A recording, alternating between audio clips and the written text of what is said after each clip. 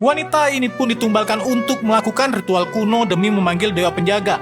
Tapi anehnya yang datang bukanlah dewa penjaga, melainkan sosok iblis keserakahan bernama Dana.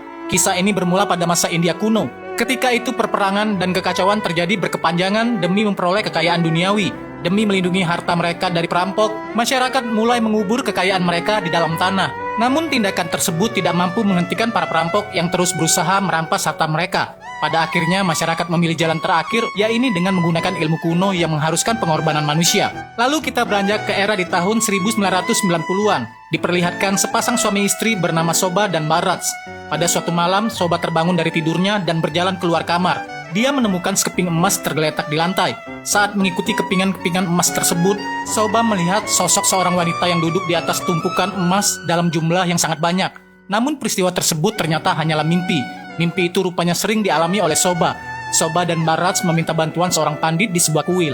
Setelah menerawang aura di rumah mereka, pandit tersebut menyadari adanya energi mistis yang sangat kuat.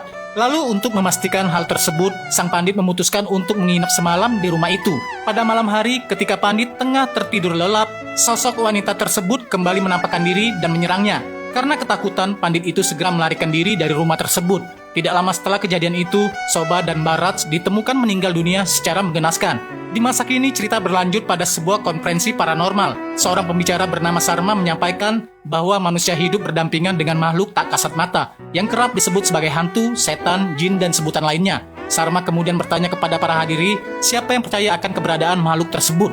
Hampir seluruh peserta berdiri menyatakan keyakinan mereka bahwa makhluk gaib memang benar-benar ada. Seorang pria bernama Shiva berdiri. Dia menyatakan bahwa dirinya baru akan percaya jika dapat melihat hantu secara langsung.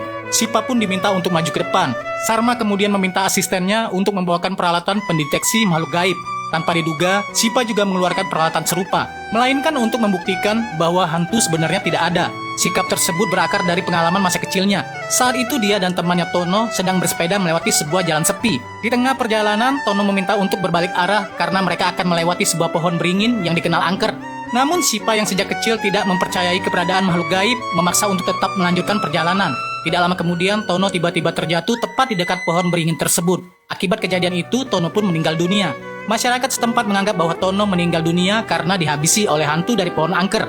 Namun Shiva meyakini bahwa kematian Tono bukan disebabkan oleh sosok gaib, melainkan karena rasa takut yang berlebihan. Setelah kejadian tersebut, Sarma mempertanyakan sikap Shiva. Dia bertanya mengapa Shiva mengaku tidak percaya pada hantu, tetapi di tangannya justru dipenuhi gelang penangkal. Shiva pun menjelaskan bahwa gelang tersebut dipakaikan oleh ibunya. Apa yang terjadi selanjutnya? Saksikan next part.